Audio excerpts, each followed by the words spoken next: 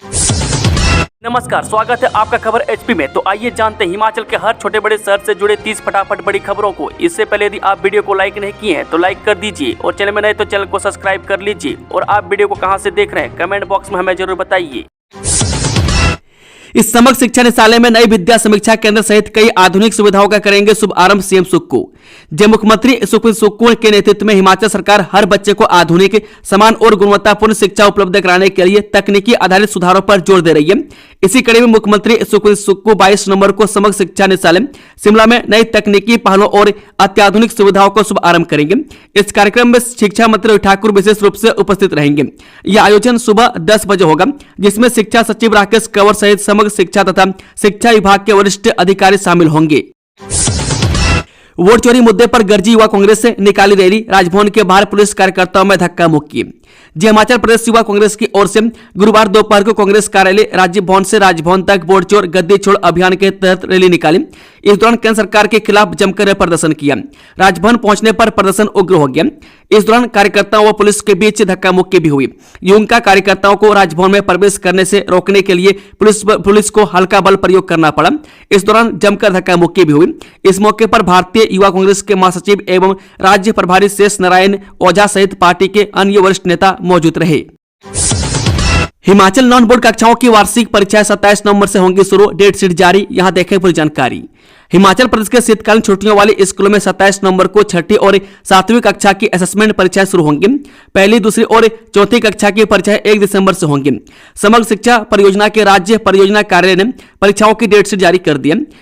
इन कक्षाओं में किसी भी विद्यार्थियों को फेल नहीं किया जाता है। असेसमेंट परीक्षा में प्राप्त अंकों के आधार पर वार्षिक ग्रेडिंग तैयार की जाएगी। सभी केंद्रों में सुबह 10:30 बजे परीक्षा शुरू होगी। हाटी समुदाय को एसटी का दर्जा देने के मामले में लगातार 3 दिन होगी सुनवाई। हिमाचल प्रदेश हाईकोर्ट में सिरमौर जिले के गिरिपार के हाटी समुदाय को एसटी का दर्जा देने को लेकर जारी अधिसूचना पर अब 16 से 18 दिसंबर तक लगातार अंतिम सुनवाई होगी। अदालत में बुधवार को हाटी समुदाय के मामले पर लेकिन कितने लोगों ने इस मामले से संबंधित याचिकाएं दायर की, इसका पूरा ब्यौरा नहीं था। न्यायाधीश विवेक सिंह ठाकुर और न्यायाधीश रमेश वर्मा की खंडपीठ ने इस मामले को 27 नवंबर को रजिस्टर के पास सूचीबद्ध किया जाएगा। अदालत ने कहा कि मामले में कितनी पार्टियां पक्षकार और प्रतिवादी बनाए गए, इसको लेकर एक नया मेमो ऑफ पार्टी रिकॉर्ड पर रखा जाए। सिरमौर जिले के गिरिपार के हाटी समुदाय को एसटी का दर्जा देने को लेकर जारी अधिसूचना पर हिमाचल हाईकोर्ट में अलग अलग याचिकाएं दायर की गई है। इस संजौली मस्जिद विवाद, हिंदू संगठनों ने किया बंद का ऐलान। शुक्रवार को हजारों लोग पहुंचेंगे शिमला, बच्चे स्कूल न भेजने की अपील। संजौली में मस्जिद को लेकर विवाद बढ़ गया। हिंदू संगठनों ने बंद का ऐलान किया है और शुक्रवार को शिमला में प्रदर्शन की योजना है, जिसमें हजारों लोग शामिल होंगे। संगठनों ने अभिभावकों से बच्चों को स्कूल न भेजने की अपील की है। प्रशासन ने सुरक्षा व्यवस्था कड़ी कर दी है। मामलों को वापस लेने की मांग पर देवभूमि संघर्ष समिति और अन्य हिंदू संगठनों ने आमरण अनशन शुरू किया है। हिंदू संगठनों का दावा है कि यह आंदोलन पहले हुए 11 सितंबर के प्रदर्शन से भी अधिक उग्र होगा। रोहतांग पास को लेकर पर्यटकों के लिए बड़ी खबर, प्रशासन अभी बंद नहीं करेगा दर्रा, तय की क्लोजिंग डेट। जो रोहतांग पास को पर्यटकों के लिए फिलहाल बंद नहीं किया जाएगा। प्रशासन ने दर्रा बंद करने की तिथि निर्धारित कर दी है, जिससे पर्यटकों को यात्रा की योजना बनाने में सुविधा होगी। यह फैसला पर्यटन को बढ़ावा देने के उद्देश्य से लिया गया है, जिससे स्थानीय अर्थव्यवस्था को भी समर्थन मिलेगा। आने वाले दिनों में मनाली आ रहे देश से भर के पर्यटकों के लिए खुशी की खबर है। जिला प्रशासन कुल्लू ने पर्यटकों के लिए रोहतांग दर्रा अभी खुला रखने का निर्णय लिया। पर्यटक 30 नवंबर तक बर्फ से ढके रोहतांग के दीदार कर सकते हैं। धर्मशाला में सुक्खू सरकार पर होगा बड़ा वार, भाजपा ने तैयार की घेराबंदी की रणनीति। हिमाचल प्रदेश भारतीय जनता पार्टी के प्रदेश अध्यक्ष डॉक्टर राजीव बिंदल ने गुरुवार को अपने धर्मशाला प्रवास के दौरान सर्किट हाउस धर्मशाला में संगठनात्मक जिला कांगड़ा भाजपा की महत्वपूर्ण बैठक की अध्यक्षता की। बैठक में 4 दिसंबर को होने वाले विधानसभा सत्र के दौरान सुक्खू सरकार को चारों तरफ से घेरने की रणनीति को अंतिम रूप दिया गया। एनटीटी भर्ती में 3000 पदों पर मिले 111 अभ्यर्थी। हिमाचल में प्री प्राइमरी टीचर भर्ती को लेकर लंबे समय से अटकी प्रक्रिया अब आगे बढ़ाने वाली है। भर्ती agency state electronics development corporation pre primary teacher भर्ती के पहले चरण में 3000 पदों को विज्ञापित करने के बाद कुल 111 आवेदक 2 साल के डिप्लोमा के आधार पर पात्र मिले। इन नौकरी के लिए स्कूल शिक्षा निदेशालय को रिकमेंड किया जा रहा है। इसके बाद स्कूल निदेशालय भी उनके डॉक्यूमेंट की अपने स्तर पर जांच करेगा। इस इसमें संभव है कि 111 में से भी छटनी हो जाए। स्कूल शिक्षा निदेशालय इन्हें नियुक्ति देता है या नहीं, यह अभी राज्य सरकार से चर्चा पर निर्भर है। भर्ती एजेंसी अन्य बचे करीब 3000 पदों को विज्ञापित करने से पहले राज्य सरकार से नए सिरे से अनुमति लेगी, क्योंकि इनके लिए भी NCTE से मान्यता प्राप्त 2 साल के डिप्लोमा वाले शिक्षक मिलने की उम्मीद नहीं है। शिक्षा विभाग से रिक्विजिशन आने के बाद स्टेट इलेक्ट्रॉनिक्स डेवलपमेंट कॉर्पोरेशन ने यह तय किया था कि पहले आधे पद विज्ञापित कर कुछ एजेंसियों को दिए जाएं, ताकि यह पता चल जाए कि NCTE से मान्यता प्राप्त संस्थाओं से 2 साल का डिप्लोमा करने वाले कितने अभ्यर्थी हैं। अब क्योंकि 3000 बाकी पद पहले होल्ड कर लिए गए थे। मेडिकल बिल भुगतान की शर्त अन्यायपूर्ण, हाईकोर्ट ने पुलिस विभाग के फैसले को बताया गलत। हिमाचल प्रदेश हाईकोर्ट ने पुलिस विभाग द्वारा मेडिकल बिल भुगतान को लेकर लगाई शर्त को अन्यायपूर्ण ठहराया। विभाग ने सेवानिवृत्त पुलिस इंस्पेक्टर के मेडिकल बिल का भुगतान करने से पहले शर्त लगाई थी कि पहले वह मुख्यमंत्री राहत कोष से बेटे के इलाज के लिए वर्ष 2012 में मिली 1.25 लाख रुपए की राशि लौटाएं। कोर्ट ने इस शर्त को अत्यंत कठोर ठहराया और पुलिस विभाग को आदेश दिए कि वह याचिकाकर्ता के मेडिकल बिल का बिना शर्त भुगतान करें। मामले के अनुसार याचिकाकर्ता प्रीतम मार्शल पुलिस विभाग में कार्यरत था और विभाग से निरीक्षक के पद से सेवानिवृत्त हुआ था। एक क्लिनिक में दबिश से 15 केजी 24 ग्राम चिट्टे सहित 2 आरोपी गिरफ्तार। जब पुलिस ने पावटा साहिब में 15 केजी 24 ग्राम चिट्टे सहित 2 व्यक्तियों को गिरफ्तार कर लिया। पुलिस के अनुसार जिला में नशा तस्करों की धरपकड़ के लिए गठित SIT की टीम धौलाकुआं, कोलर व पावटा साहिब आदि के लिए रवाना थी। इसी बीच जब टीम मैनकाइंड उद्योग पावटा साहिब के पास पहुंची तो टीम को गुप्त सूचना मिली कि नवीन पनिष्ठा निवासी पावटा साहिब और बिलाल निवासी मटक माजरी तहसील विकासनगर जिला देहरादून आपसी मिलीभगत से पावटा साहिब व आसपास के क्षेत्र में काफी समय से चिट्टा स्कैम बेचने का धंधा कर रहे हैं। निर्माणाधीन इंडोर स्टेडियम की शटरिंग गिरने से मजदूर की मौत, 3 घायल, ठेकेदार पर केस दर्ज। हिमाचल प्रदेश के चंबा जिले में पुलिस मैदान बारगाह में निर्माणाधीन इंडोर स्टेडियम में वीरवार को एक दर्दनाक हादसा पेश आया। यहां निर्माण कार्य के दौरान लेंटर की शटरिंग अचानक टूटकर गिर गई, जिसकी चपेट में आने से एक मजदूर की मौत हो गई, जबकि 3 अन्य मजदूर घायल हो गए। पुलिस ने मामले में त्वरित कार्रवाई करते हुए ठेकेदार के खिलाफ लापरवाही का मुकदमा दर्ज कर लिया है। प्रतिबंधित दवाई के साथ पकड़े 2 दोषियों को 4-4 वर्ष का कठोर कारावास व जुर्माना। नशे के खिलाफ कड़ा रोक अपनाते हुए विशेष सत्र न्यायालय रोहडू ने सोमवार को एक अहम फैसला सुनाया। विशेष न्यायाधीश अनिल शर्मा की अदालत ने प्रतिबंधित दवाई रखने के जुर्म में 2 आरोपियों को दोषी करार देते हुए 4-4 साल के कठोर कारावास की सजा सुनाई है। दोषियों की पहचान बलवान सिंह उम्र 39 वर्षीय और जोगिंदर उम्र 44 वर्षीय के रूप में हुई है, जो रोहडू के गांव अठाल के निवासी हैं। अदालत ने दोनों दोषियों पर 20-20 हजार रुपए का जुर्माना भी लगाया। जुर्माना अदा न करने की स्थिति में उन्हें 1 वर्ष का अतिरिक्त कारावास भुगतना होगा। सरकार की ओर से इस मामले की पैरवी उप जिला न्यायवादी सुचित्रा अग्रवाल ने की। हिमाचल में बम्पर मौका, 20 पदों पर होगी सीधी भर्ती, इस दिन होगा इंटरव्यू। जब बद्दी की प्रसिद्ध कंपनी इंडोरमा इंडिया प्राइवेट लिमिटेड में ट्रेनी अप्रेंटिस के 20 पदों को भरने के लिए 28 नवंबर को सुबह 10 बजे उप रोजगार कार्यालय नादौर में साक्षात्कार लिए जाएंगे। जिला रोजगार अधिकारी सुरेंद्र शर्मा ने बताया कि इन पदों के लिए 18 से 21 वर्ष तक के 10वीं या 12वीं पास पुरुष उम्मीदवार पात्र होंगे।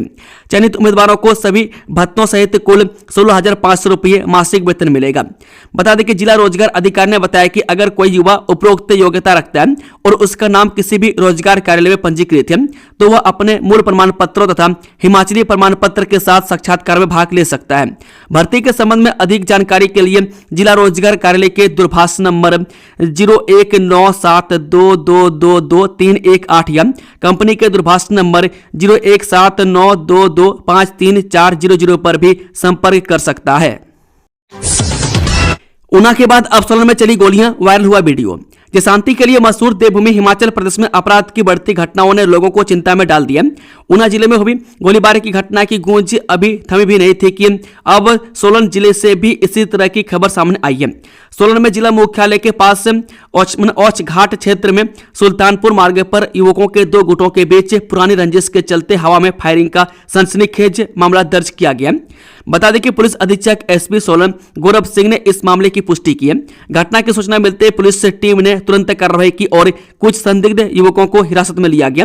साथ ही घटना में इस्तेमाल की गई पिस्तौल को भी पुलिस ने जब्त कर लिया है। ये 13 दिसंबर को आयोजित होगी राष्ट्रीय लोक अदालत। ये राष्ट्रीय लोक अदालत 13 दिसंबर 2025 को आयोजित की जानी निश्चित की गई है, जिसमें विभिन्न प्रकार के मामले प्रस्तुत किए जा सकते हैं।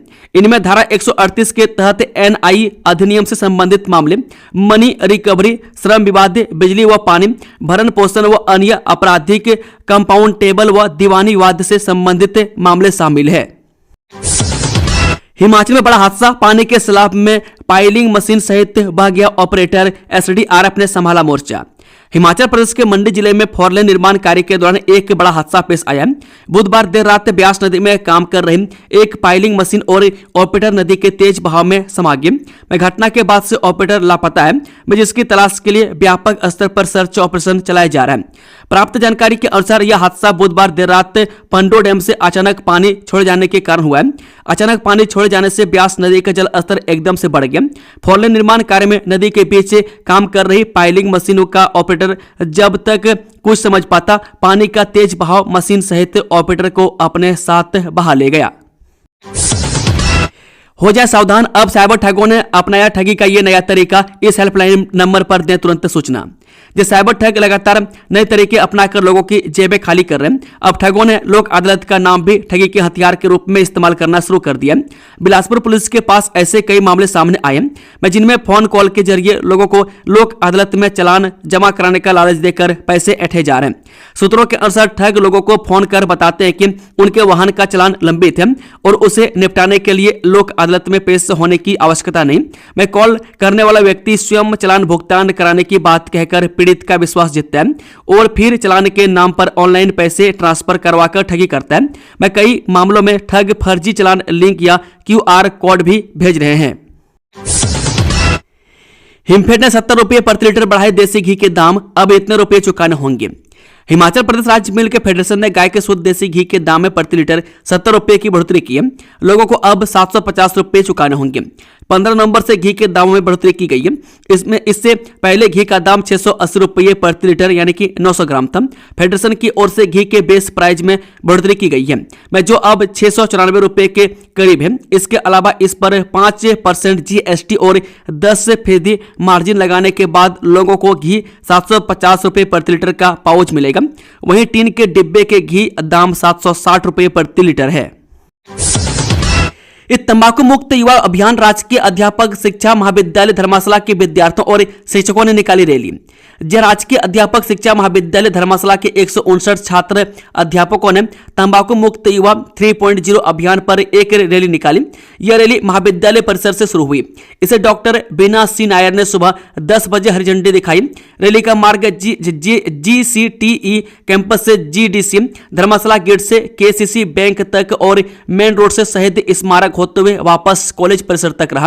रैली के बाद रेड रिबन क्लब के स्वयंसेवकों ने बास्केटबॉल कोर्ट में सभी स्टाफ के सदस्यों को और विद्यार्थियों के सामने तंबाकू के इस्तेमाल से स्वास्थ्य पर पड़ने वाले असर पर एक लघु नाटिका भी प्रदर्शित की।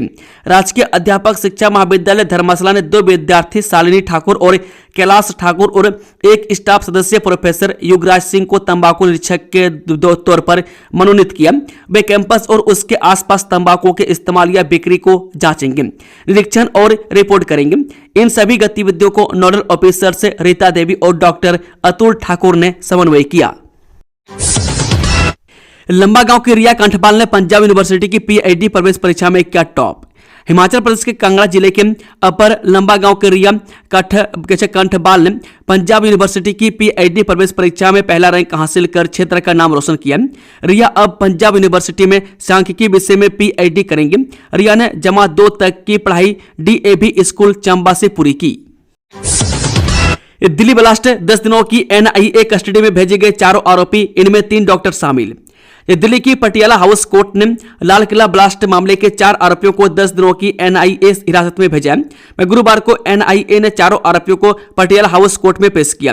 कोर्ट ने जिन आरोपियों को हिरासत में भेजने का आदेश दिया उनमें पुलवामा के डॉक्टर मुजमिल शकील गनई, जम्मू कश्मीर के डॉक्टर आदिल अहमद रतहर, लखनऊ के डॉक्टर शाहीन सईद और जम्मू कश्मीर के मुफ्ती इरफान बागे शामिल हैं। बता दें कि NIA ने इन चारों आरोपियों को मिलाकर अब तक इस मामले में 6 आरोपियों को गिरफ्तार किया।